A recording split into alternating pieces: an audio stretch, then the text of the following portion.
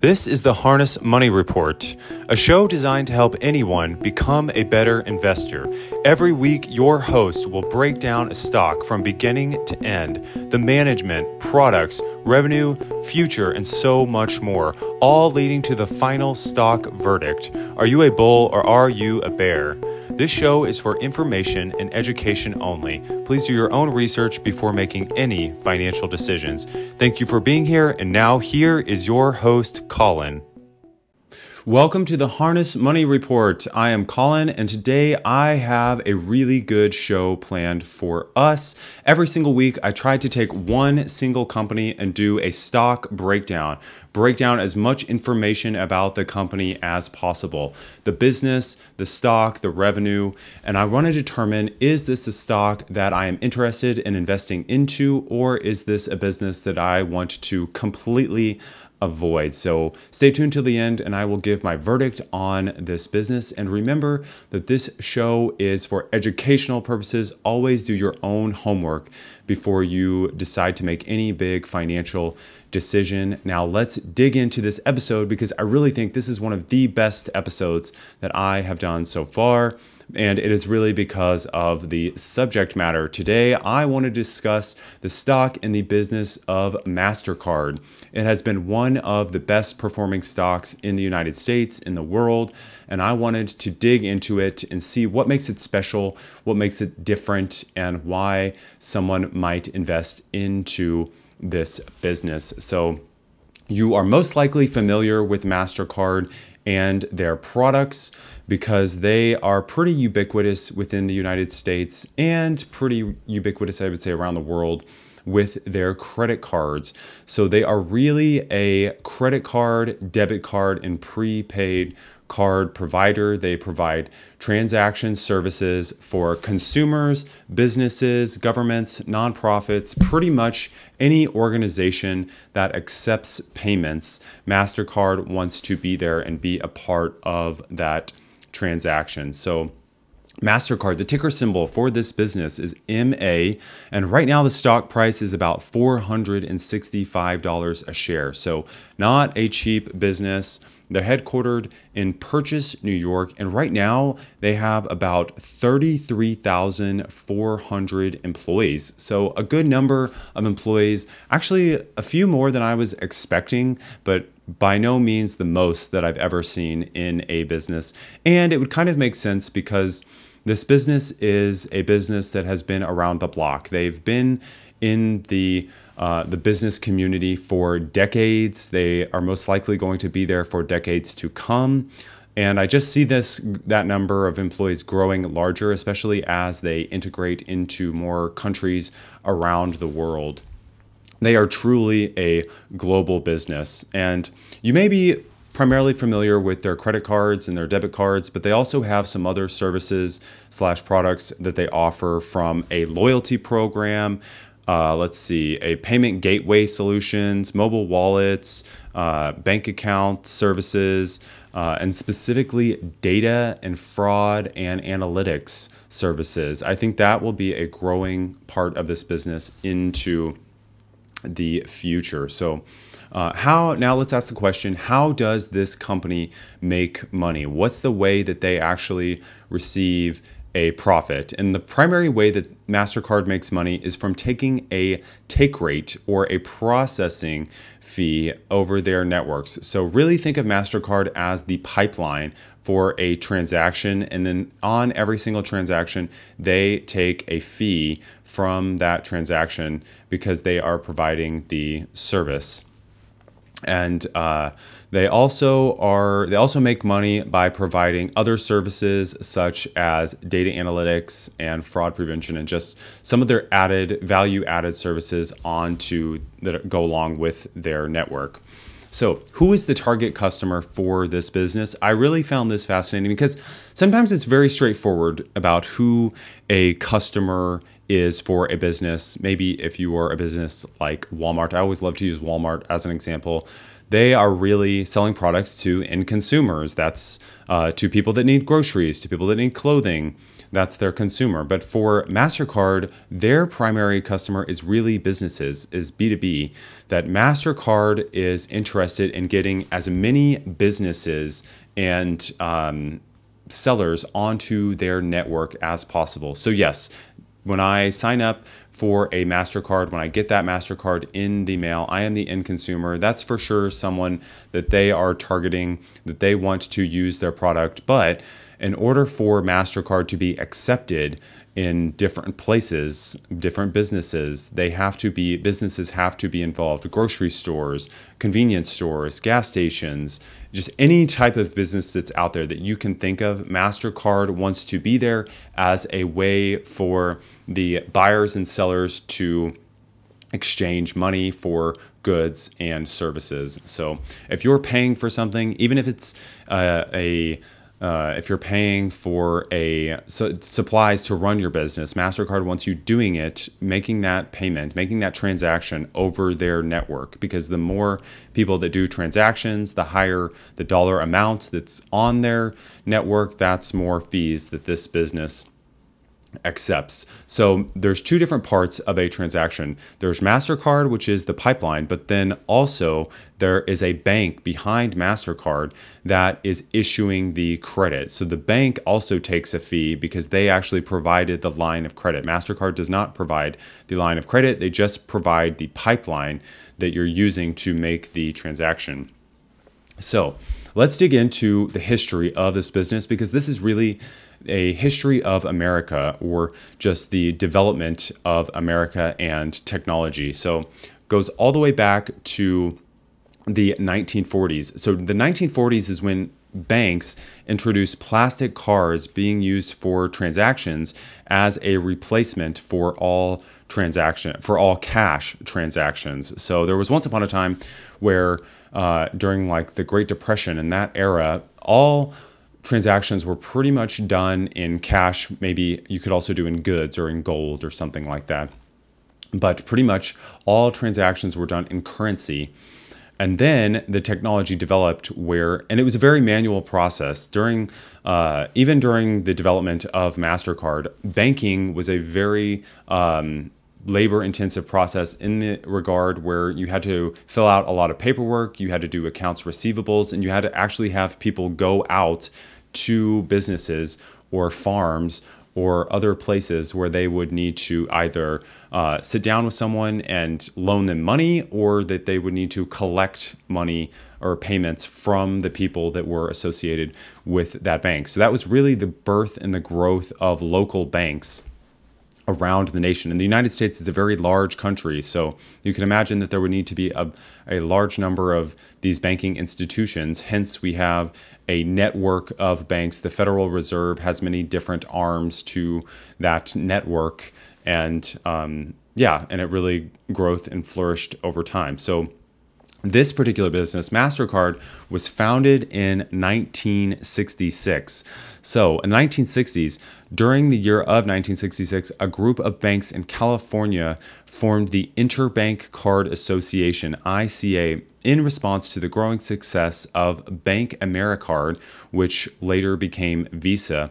And the Interbank Card was the birth of MasterCard. So basically, these banks got together, and the founding members of Interbank Card Association was United Bank of California, Wells Fargo, Crocker National Bank, and the Bank of California. So you can tell that MasterCard was really formed in the western section of the United States. And I believe that Visa was primarily the eastern section of the United States. That's where that came about. And Bank Americard also was very heavily related to Bank of America. So you can see they were essentially creating just a competing product that had gained traction and was becoming more popular. It also was, I'm sure, a way to streamline some of the processes for these banking institutions. They wanted to serve their customers in a bigger way, just to give them make it easier for people to do transactions, make it easier for banks to accept money and payments. and all of that good stuff. So this also, you can kind of tell that Mastercard, a heavy component of Mastercard is technology. That even today, there's a lot. They were kind of at the forefront of technology back then, accepting plastic cards instead of using cash, all the way to today, where they're doing things with crypto and trying to prevent fraud and using their network in a big way with data. So in 1969, the ICA collaborated with Eastern States Bank Americard, ESB, and then introduced Mastercard, the interbank charge, and that's where the brand came from. So the 1970s for this business was really about international expansion. So a big part of this business is done on a global scale, is changing money from one currency over to another, or from one country into another country. That is still a huge part of this business. And it was really during the 1970s that they went into Europe, Asia, and other regions around those particular ones. It was in 1973 that Mastercard introduced the magnetic stripe on cards, which allowed for faster, more secure transactions at point-of-sale terminals. And then in 1979, it was rebranded to Mastercard, and that's where you see that logo being introduced, the red and orange logo that becomes so prevalent with consumers. And is really during the 70s and the 80s that credit cards really took off, that banks and consumers really jumped into credit full force and were using it more and more and more, as well as the global ATM network. They ended up purchasing in the 1980s, I want to say it's called Cirrus, a global ATM network, which enabled their particular card holders to access cash worldwide. And then in 1966, fast forward to the 90s, the debit card system was launched, but in 1996, the U.S. Department of Justice filed an antitrust lawsuit against Mastercard and Visa, alleging that their competitive practices stifled competition. It was known as the Walmart case, culminating in a ruling against the card associations. So they have not been without their controversy, without their struggle. And even today, Mastercard and Visa are still the two dominating card issuers in, I would say, in the world pretty much. And it's really been reflected in their stock price, in the success of the business. And I really don't see that changing anytime soon.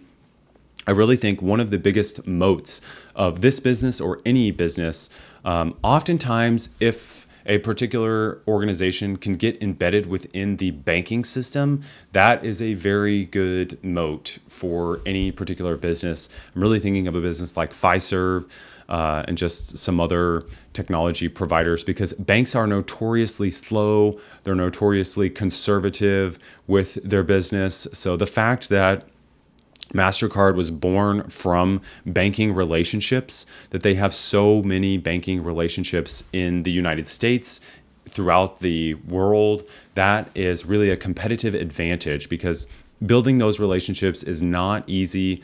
Gaining that trust is not easy whatsoever.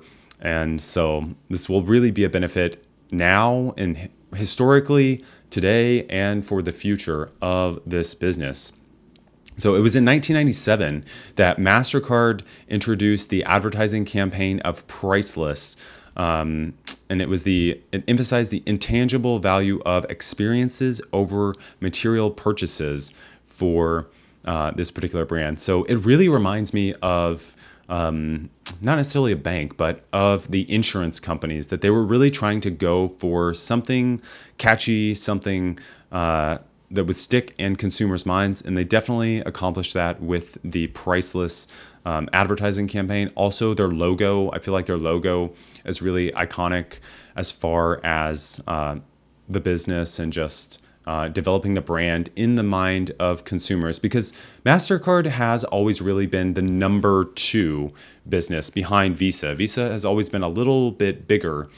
Visa started a little bit before Mastercard. It had a little bit more backing, I would say, behind it, just more powerful banks at the time behind it, and it has always been a little bit larger than Mastercard.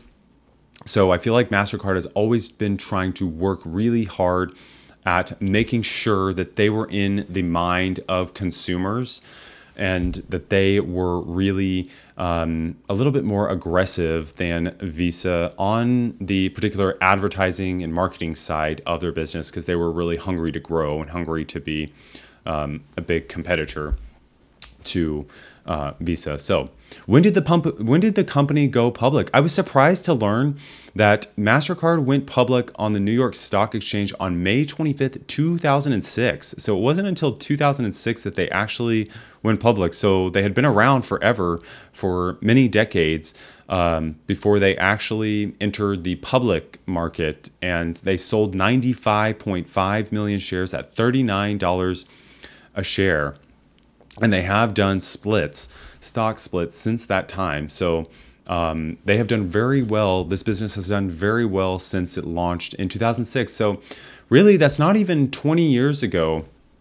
That this business hasn't even been public for 20 years on the public space. So I just was surprised. I would have thought it would have been a little bit, would have gone public a little bit earlier than that, but they did it, and they transitioned from a membership-owned association to a publicly traded company, and they raised approximately $2.4 billion. And at the time, it marked one of the largest U.S. IPOs in U.S. history. So that was a big moment, and $2.4 billion. That is a lot of money to raise, especially in 2006. That's right before they raised that, right before the 2008 economic downturn. So I'm sure that really helped them. That gave them a lot of padding. And this business is also very resilient. So I feel like one of the moats, or one of the competitive advantages, is they're so embedded into the economy that even though the economy may slow down, there may be recessions, depressions, that so many businesses are accepting their product, and that so many consumers are using their product, that even if you have a downturn like 2008, they're going to have, number one, enough money to weather that storm, but also they're so embedded that that people are still going to use their product. They're going to have to use their product as pretty much currency in order to continue to buy items. So yeah. So it was in 2003 that Mastercard and Visa finally reached a settlement in that Walmart case, and they agreed to pay over $3 billion in damages and modify certain business practices. So I would have liked to have seen them probably 2003. Again, that seems late. If the government was going after, or if other businesses has been reporting some of these anti-competitive practices, I would have liked to have seen Mastercard jump on that a little bit sooner than 2003. But hopefully they learned their lesson, and they are, rather than discouraging competition, sometimes it's better to encourage other competitors, because if you're good at your business, you're going to make money no matter what. It's like being a car company. If you make great cars, forget about the competition and focus on your own business. And even encourage, if you're the top dog, if you are Google, or if you are a Walmart, and you're really the dominant player in a space, you need to be encouraging competition so that the government doesn't look at your business and then decide, you know what, you're too big, you need to be broken up. No, you should be figuring out ways to encourage competitors to jump into the space, because that will just make you better. If you see someone that you're competing with, then you're just gonna have to work that much harder, be that much sharper, and create better products. It's not like there's any lack of avenues. Mastercard has all the resources in the world to be competitive in their space and enter into new business lines if they need to generate more revenue. So I don't ever want to see businesses get anti-competitive in that in that regard. So in the 2010s, let's jump forward to in the 2010s, they introduced contactless payments, digital wallets. Digital wallets was in 2013. It was called MasterPass. They did mobile payment collaborations. So in 2014 was Apple Pay. 2015 was Samsung Pay. 2015 was also Google Pay. And then they also did security enhancements. So today, fast forward to today, security is such a big part of their network that they are focused on. So they introduced the EMV chip technology, biometric authentication. Now let's get into what they did during their 2020s and beyond. So in 2020, we all know what happened. The COVID-19 pandemic struck, and this really was a big, I think, shifting point for Mastercard because they did a pivot toward digital payments, contactless payments, and just payments to reduce physical contact with consumers and businesses. So this was really also a big turning point, I feel like, for cryptocurrency and blockchain. Just anything where they could dive more into the digital payment section is where they kind of leaned in rather than buying physical products in stores. So maybe now there's a swing back towards the physical products and the in-person transactions. Now that the COVID-19 pandemic is behind us, people are going out more, they're spending more in person, that I feel like there's probably a bigger emphasis on those particular networks nowadays rather than in the 2020s. But I think during that time, they probably invested a little bit more into technology and really were laser focused on their initiatives that they were doing in that space, such as cryptocurrency, the blockchain, what they call open banking, which is the ability to share your financial data securely with third-party providers to access a broader range of technologies. I'm thinking like apps and just online digital services right there. And then in 2022, they did biometric checkout program, which allows consumers to authenticate payments using facial recognition, facial recognition or fingerprints at point of sale terminals. So that is kind of where they're heading, the future, always looking at the future. So, and I think that could develop more into the next 10, 20 years as we go more and more online, more into the blockchain, more and more into the metaverse and artificial intelligence. Mastercard wants to be there in those spaces to serve their consumers. So they are really focusing on their consumers and on the technology that enables their network to be as much in different business spaces as possible. So what could the future of this business look like? Well, I just touched on it, and that is really AI. It seems like artificial intelligence is really capturing the business community, capturing the consumer community, or it's being forced upon the consumer community, but it is coming for the future of business. So I'm not sure exactly what that looks like. Probably more security, more two-factor authentication, more using AI, particularly in the business of Mastercard, to detect fraud and determine what transactions are being made, analyze the transactions, and then maybe providing data analytics about how a business could serve their consumers in a better way using AI and the Mastercard network. So I definitely think that is on the horizon. I'm not sure exactly what form it's going to take. I don't think anybody quite knows the impact that AI is going to have on the business community, but we have some idea of, you can see it starting and you can see it gearing up for more acceptance in the business community. So digital payments, of course, digital payments are going to be bigger. You can already pay with your phone.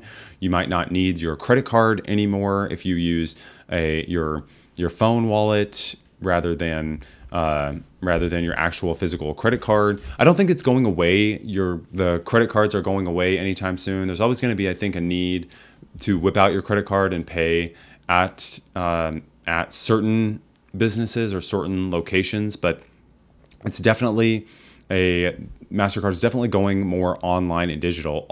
So similar to AI and machine learning, I'm lumping cryptocurrency and the blockchain into that bucket. What could be the future of Mastercard. So they're trying to position themselves to be a key player in the evolving digital currency landscape. So using the blockchain to make payments over their network and probably globally. So that's where I see cryptocurrency really shining, really taking a hold with consumers. Is, let's say maybe you're an immigrant from Mexico to the United States, or from the United States over to a European country like France or Italy, and you want to send money back and forth to individuals. The blockchain is really good for sending money over those networks to people in other countries. But then if you're sending cryptocurrency, let's say Bitcoin, from one country to another, you generally are going to then exchange your cryptocurrency, your Bitcoin, for another type of currency. So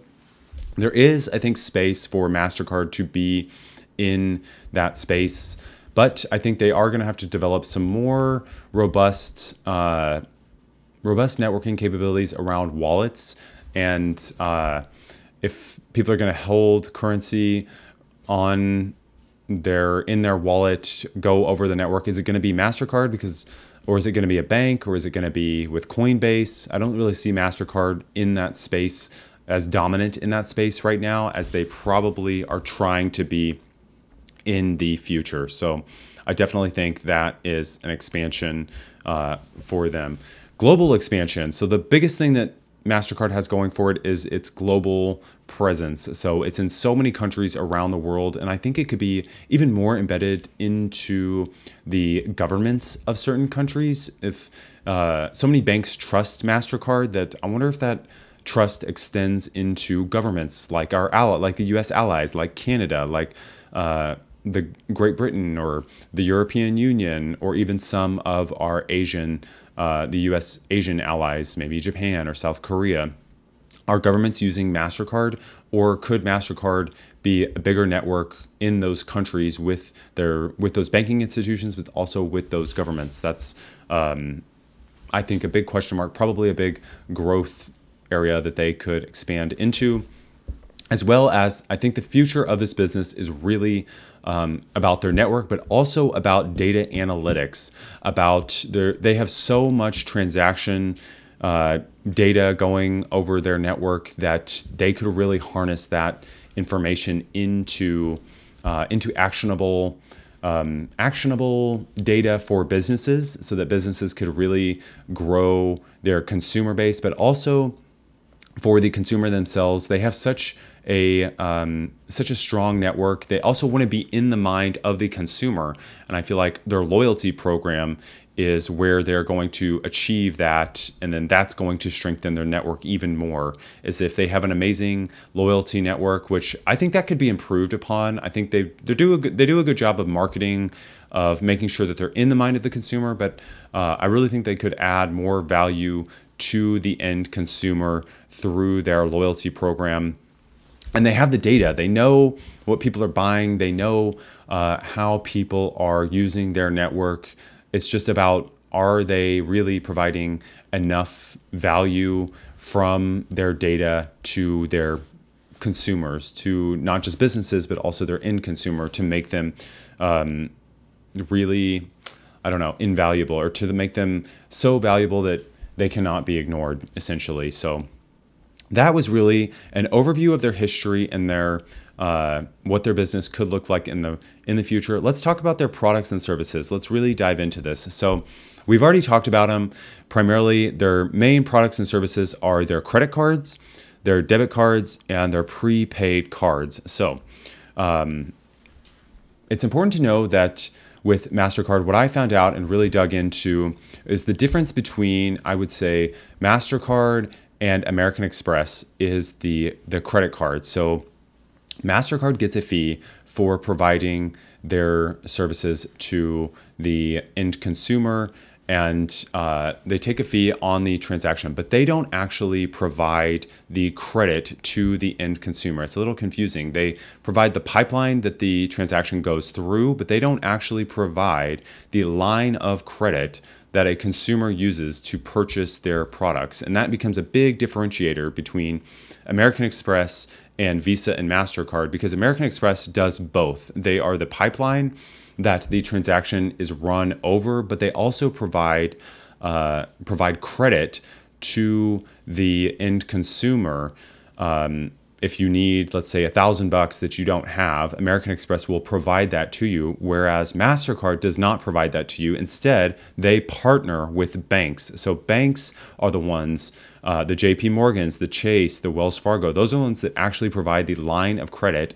And then MasterCard is just the pipeline where the transaction takes place. So American Express is able to do that. The reason that they do that is because they get a larger fee. They get the transaction fee, but they also get a fee for providing that amount of credit to their consumers. And then if a consumer spreads that credit out, they continue to draw on that line of credit, they get more fees over time. So even though we know the credit cards, it's important to know that backstory, because that will become important later on for the stock.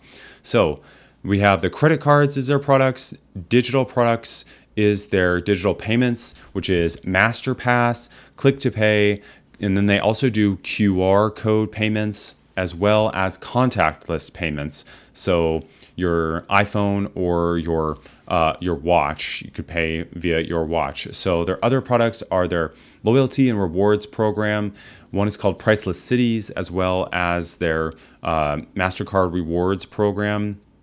Security and fraud prevention, they have lots of services, and security and fraud prevention, which is tokenization, biometric authentication, cybersecurity solutions such as identity verification and cyber threat intelligence, as well as data analytics services, advisors, decision-making intelligence, and then they do another big product or service is cross-border payments and B2B payments. So cross-border enables businesses and consumers to send and receive money internationally. So basically, country to country. If you're sending money from Canada to the United States, that's considered a cross-border payment, and that's a little bit more involved than just sending money from a bank in the United States to another bank in the United States. And there's big business doing cross-border payments, as well as what are called remittance services. So if you live in if you work in one country and then send money back to maybe your family that lives in another country, that's called a remittance service. So yeah, that is all pretty much their primary products that they offer in this business. Now let's talk about acquisitions. So I mentioned earlier that MasterCard has really been the development of technology as much as it has been for transactions, just for the services that they offered. So they have not been afraid to make acquisitions in their history. So since 2012, let me see how many transactions they made. 1, 2, 3, 4, 5, 6, 7, 8, 9, 10, 11, 12, 13, 14, 17. I'm counting at least 17 transactions that they've made since 2012. And it's really been in an effort to strengthen their technology network. So in 2024, they acquired AI Express, which was an AI learning company, which was acquired to bolster MasterCard's capabilities in AI-driven solutions and enable enhanced fraud detection and personalized customer services and data analytics. In 2023, they bought a business called Baffin Bay Networks, which was a Swedish cybersecurity business, which specialized in cloud-based threat protection services. So in 2022, they acquired Dynamic Yield, which was in an effort to enhance their loyalty program and give more tailored and relevant solutions to its clients, enhancing customer interactions and driving engagement. So if you want the full list of acquisitions, it is on the Harness Money Substack. The Harness Money Substack is where you can find the full written breakdown of this stock program. So they're all in there, but they have not been afraid to make acquisitions. Now, What I do like about their acquisitions is that none of them seem to be too large, that most of them are lower than $1 billion for the most part. And so they haven't really gone out and made any huge acquisitions like Square buying Afterpay or some bigger acquisitions like that. So they've really all been, I feel like, in an effort to bolster their offerings to their consumers. So I always like to mention acquisitions because there's several things to know when a business acquires another business. Number one, it can be to get a technology that a business doesn't currently have. For instance, if you are Salesforce and you're offering a customer relationship software and you want a data visualization software called Tableau, you're going to buy that business and then bring it into yours because they already have a successful business. They've been running it. It's great software. You want that software to be a part of your business. Or if you are, let's say, a Boeing, you are a plane manufacturer and you want to get into the manufacture of space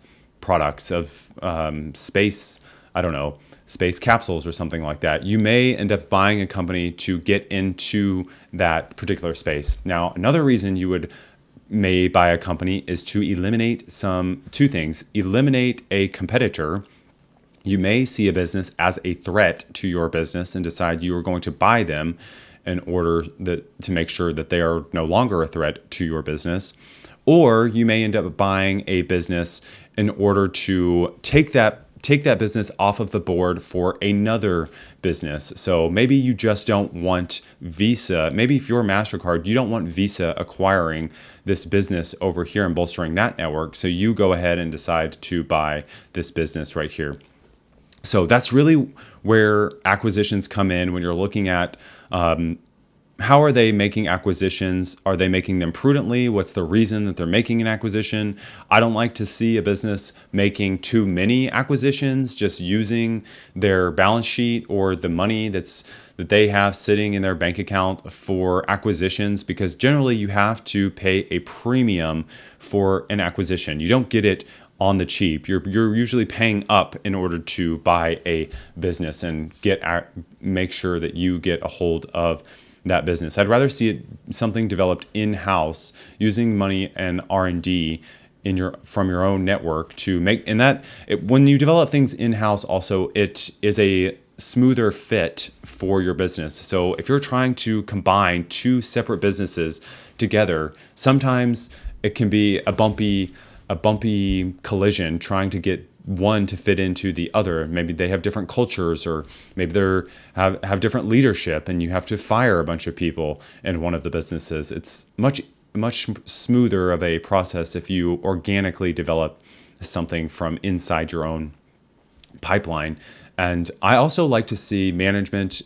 Looking at acquisition determines whether or not management is being prudent with the resources that they have. Are they just throwing money at the wall, seeing what sticks, or are they really making thoughtful acquisitions? And it seems like Mastercard has really done that they've been acquiring businesses that would really improve their existing businesses rather than just going out and buying a business just to make sure that nobody else grabs it up in that business. So management for this business. Let's talk about the management.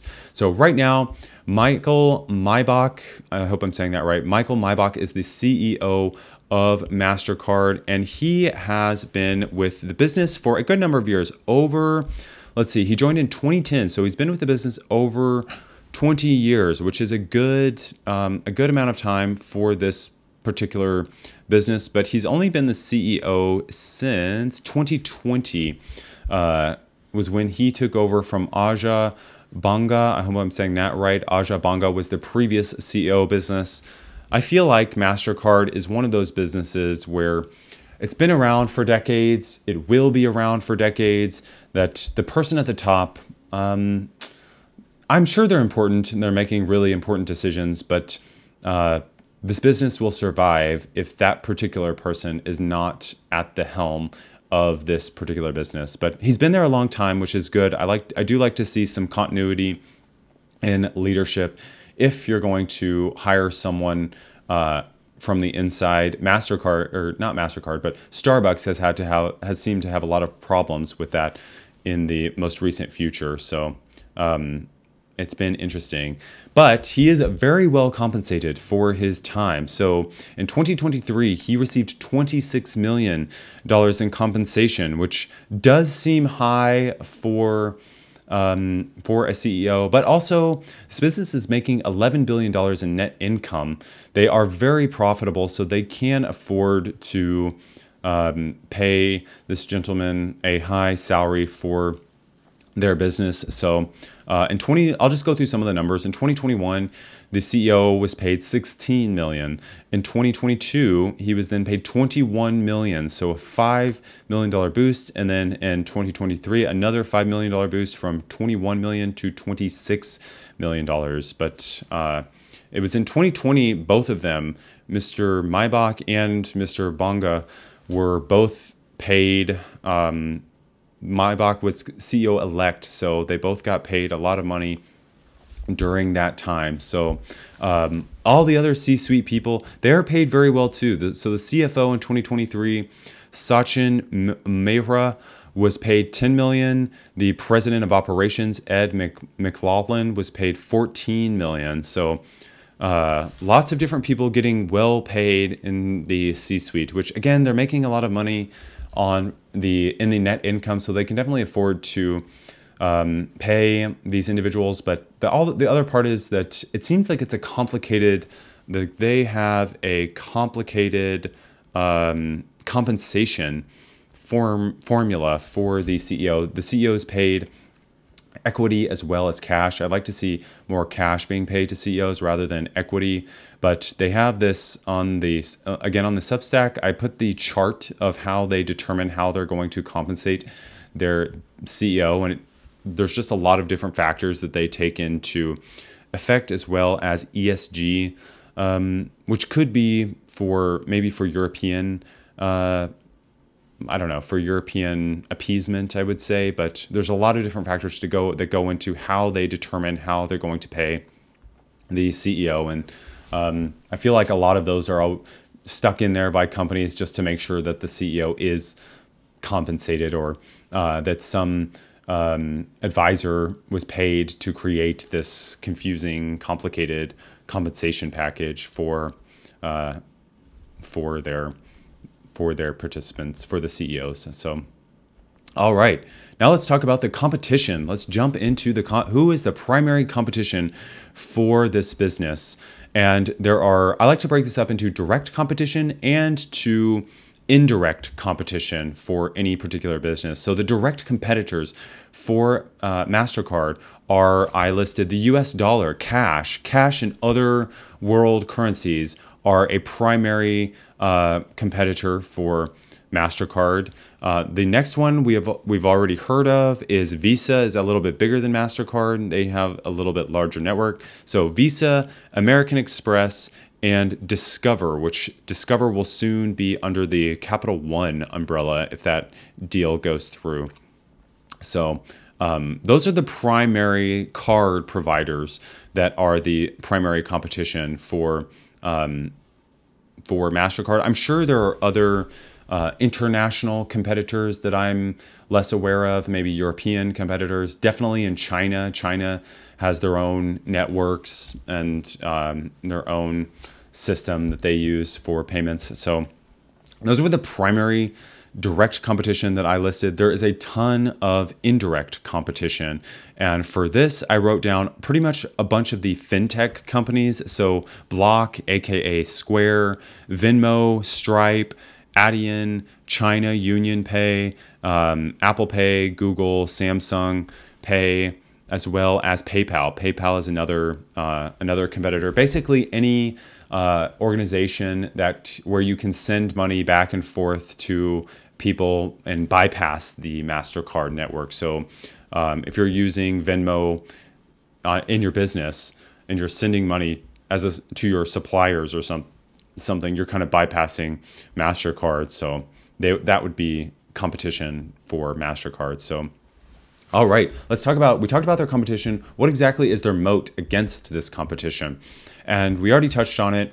The two primary things that I would say is number one is their global banking relationships. So they are a trusted source amongst banks. Banks know them, they trust them. They are global. They're in about 190 plus countries worldwide. So pretty much every country on earth, almost, they're operating in. And they're building relationships with those banks. That's not an easy task for any business. So their consumer brand, it's well known. Most people trust Mastercard. They know that there's going to be customer service on the other end of their brand. And their innovation in technology, they really have been innovating in the financial payments space, and they don't seem like they're going to stop anytime soon. They're still doing R&D for this particular business, as well as, I would say, the strong balance sheet. They have a very strong financial footing for this business. It's profitable, and that gives them a lot of flexibility to fail with certain things, to do experiments, to try different things and see what works and what does not work. So a lot of moat. They have a big moat for this business, which is probably why the stock is where it is. So let's jump into the next section of my show, and that is the stock. Let's get into whether or not this is a good investment or not. So who controls this business? Well, the stock is very widely owned. So it's primarily controlled by large institutions, those names that you would recognize, the Vanguards, Fidelity, BlackRock, the biggest institutions that are out there. So the total number of shares outstanding in 2023 was 923 million,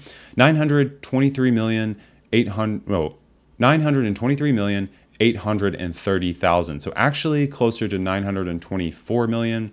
Every single year, they issue about 1.4 million new shares into the marketplace, which doesn't quite worry me because they are buying back shares as well. So institutional ownership is 79% of this business. Insider ownership is 10% of this business, which seemed a little bit high at the time, but then I realized that I think that the 10% part of that is not the actual individual insiders, but is connected to some type of endowment arm that Mastercard has, and so their philanthropic efforts that they're doing. So not too bad with the ownership of the stock. It's pretty much controlled by the largest institutions, and by far the largest would be Vanguard.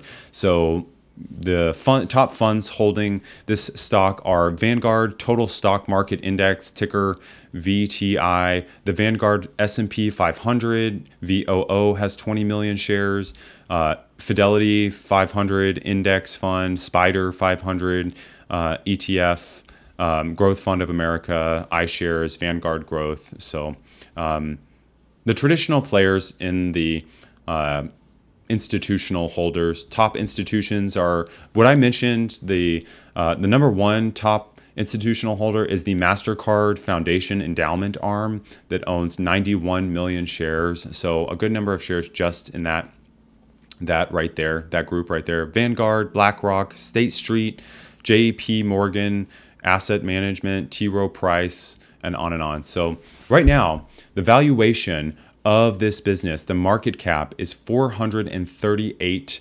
billion. So a good sized company. Definitely has not reached the 1 trillion mark yet, like so many other tech companies have, but especially for a financial business, 438 million is an expensive, it is no doubt expensive on the scale of financial businesses, but it's also very efficient. So maybe that's warranted. Stock price is $468 a share. The all-time high was $488, which was March 2024. So it's bumping up. It's getting close to that all-time high.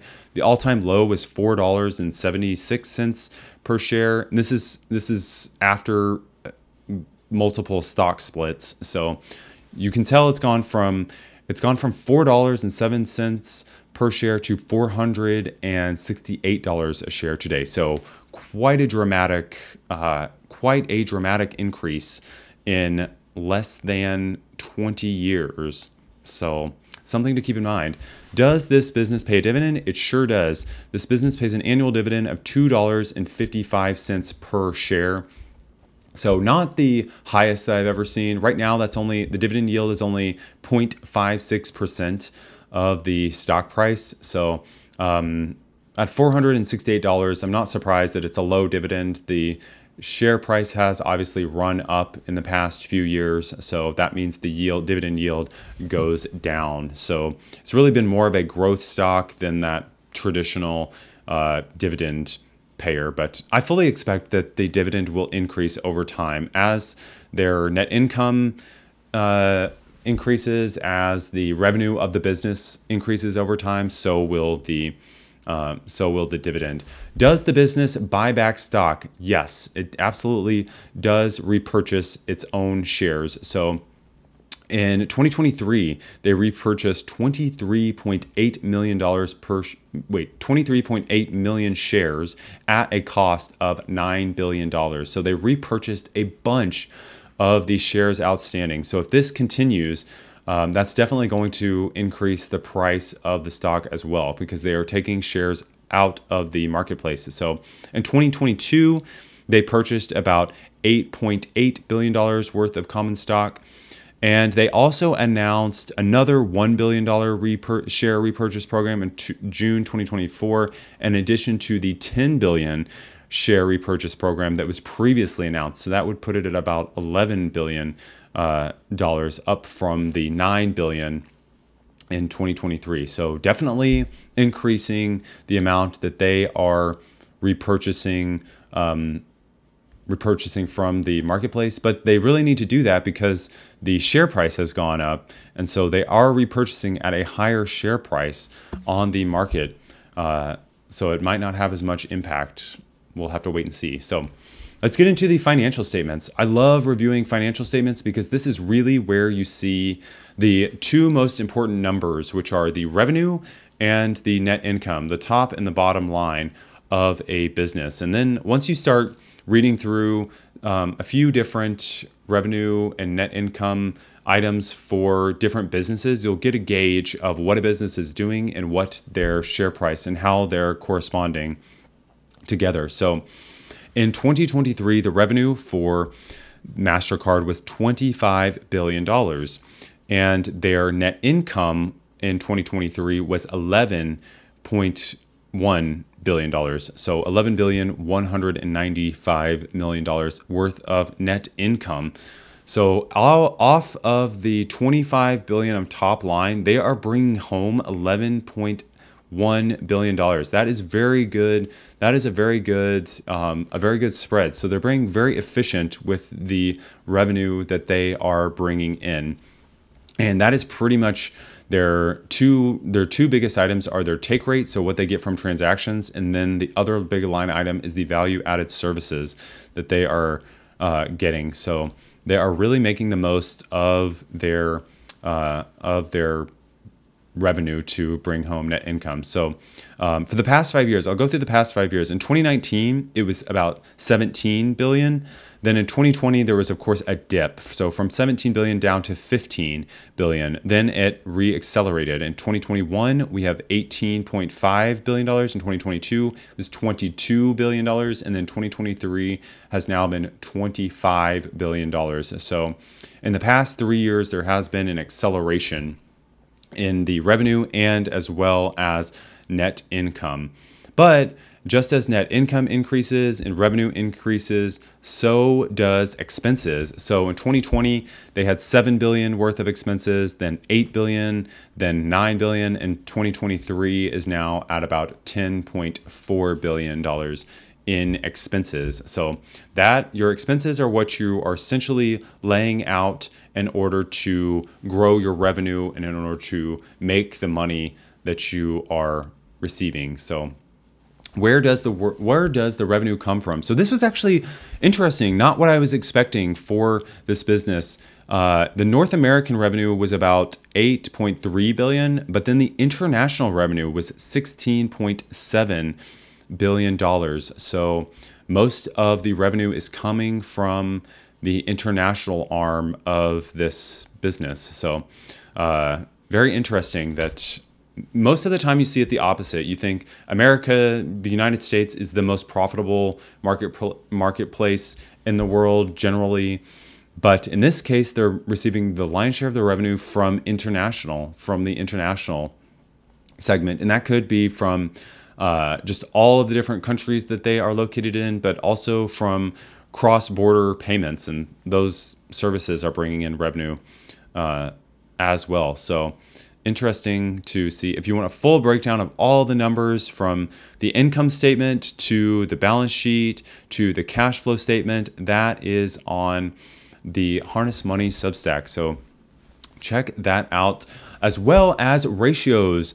Ratios are a good way just to compare one business to another. And I have a bunch of different ratios that I list out, but I really only like to, I focus on a couple key ones, and that is the price to earnings ratio, which is essentially the multiple of how much earnings the company is bringing in compared to the stock price. So 35, and basically I like to compare the PE, or price to earnings, to other businesses in the same space. So they are at the high end. They're at 35.7, so about 36 PE compared to lower Visa, American Express, both lower than that number. So basically the market is valuing this business a little bit more richly than those other businesses, as well as earnings per share is at about 26 earnings per share. So it just indicates a greater value, so that the market is placing a greater value on this stock relative to some of its competitors, which could be warranted if this business, I would say, is performing, if it outperforms over time. So that is what the market is expecting this business to do. So we will see if it comes to fruition. If Mastercard does not meet those expectations, that stock price will drop. But it has been very profitable and looks like it will continue to be very, very profitable over time. So we'll see.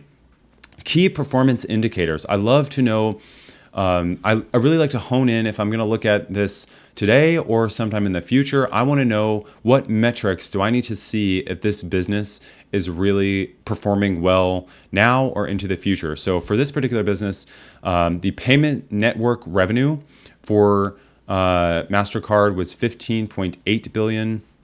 As well as the payment network revenue and the value added services and solutions. So that's all that the data analytics, the loyalty programs. For 2023, that was $9.2 billion in revenue.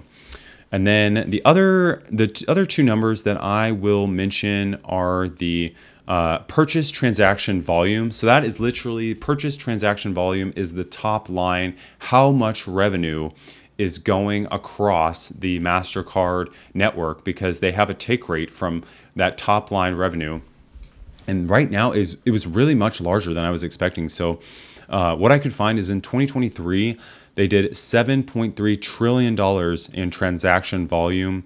And that is up from 2022. So interesting to see the purchase transaction volumes, as well as the total number of credit cards. Well, actually not credit cards, just total number of cards issued on their network, which includes credit and debit cards, is right here. In 2023, it was 2.9 billion cards. So, and the take rate has not changed for this business. There is talk about reducing the take rate for MasterCard and Visa. So if they reduce their take rate, that might hit the net income if they don't make that up in just sheer volume. So key information about this business is just that I already mentioned it, and that Visa and MasterCard are payment networks. So they are the pipeline, versus American Express and Discover both are the payment network as well as a credit provider. So they do both, and they take a little bit of a larger fee, but they're both smaller than Visa and MasterCard, and so they're not as profitable as those two businesses. All right, so let's get into the final and third part of my show, which is the verdict. Am I a bull or am I a bear on this stock? Well, first let's go through the potential success and potential failure. So going forward into the future for this company, what could go wrong and what could go right? Let's start with what could go right for this business. And really it's just that the population and the economy grow, essentially. So they're so embedded into different parts of the global economy that as long as the global economy doesn't have another shutdown, that we don't go into a recession or depression, these businesses should do better. So as the global population increases, as the global middle class increases, people get older, and people start new businesses or grow existing businesses, that'll benefit this business, as well as the world's infrastructure, which also gets better over time. So electricity, roads, bridges, the internet, as long as that continues to grow, that all trends in the favor of Mastercard. So I see as long as that continues to grow and grow, I think Mastercard will continue to grow for this business, as well as particularly the last thing I'll mention is just technology. As technology gets better, so AI, the internet, machine learning, cryptocurrency. Mastercard has a very robust technology part of the business. So if they can get more embedded into that sector, I think that will benefit this business as well. The potential failure, what could go wrong with this business? Well, if they lost reputation, maybe their network was hacked, or if there was some type of shutdown, if there was a world war of some kind. We keep hearing about, Israel is currently in a war. If there was some kind of wider conflict, that might hurt Mastercard doing business in certain countries. Government intervention, if any particular government stepped in and tried to reduce the take rate of Mastercard, or for some reason banned Mastercard from operating within that country, that might hurt the business. I also put on here the rise of Chinese payment networks internationally. So China has their own internal network, which is massive.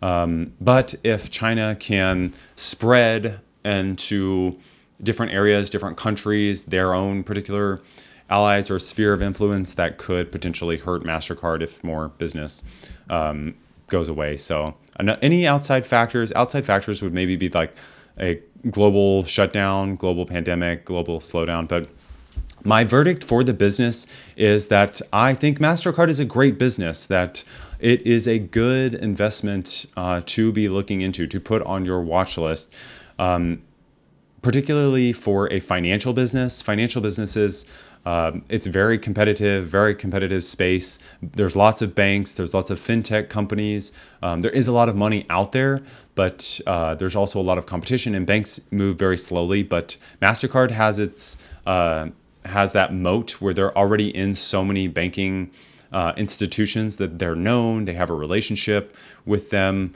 that they just have to continue to grow their relationship with them. One of the things that I think they could probably improve on, if I had to give any critique of the business or the stock, is their loyalty program. I think they could really, American Express they've really done a good job of creating a loyalty program that people love, that people want to be a part of. I think Mastercard needs to focus on that with their business and really provide a little bit more value with their loyalty program if they are going to grow that side of the business. But they may be more focused on the data and analytics side of the business. So they have so much information. That's another reason I like this stock, is they're gathering so much more information. This is where I could see AI really having some type of benefit, that if Mastercard is somehow able to input their volume of data into some type of AI and help it learn and help it grow, then that could really help not only the Mastercard business, but Mastercard could help other businesses grow their business. So the more that other businesses grow and get more consumers on that end, that benefits Mastercard. That's another reason I like this stock, is because the success of Mastercard is really because of the success of other businesses. So it's kind of like they're all trying to work together to get as many customers doing transactions as possible on on that side of the business. So another part about that I like about this stock is that it's one of the leaders in this space. So it's one of the top two. I always like to sometimes going with the biggest dog. Yes, it's expensive. Yes, you're paying up for this stock, but there's a reason you're paying up. It's because it's been successful and it's one of the top two. And if I had to guess, 20 years from now, it will still be in the top two of their particular space. So I'm not buying this for its dividend yield.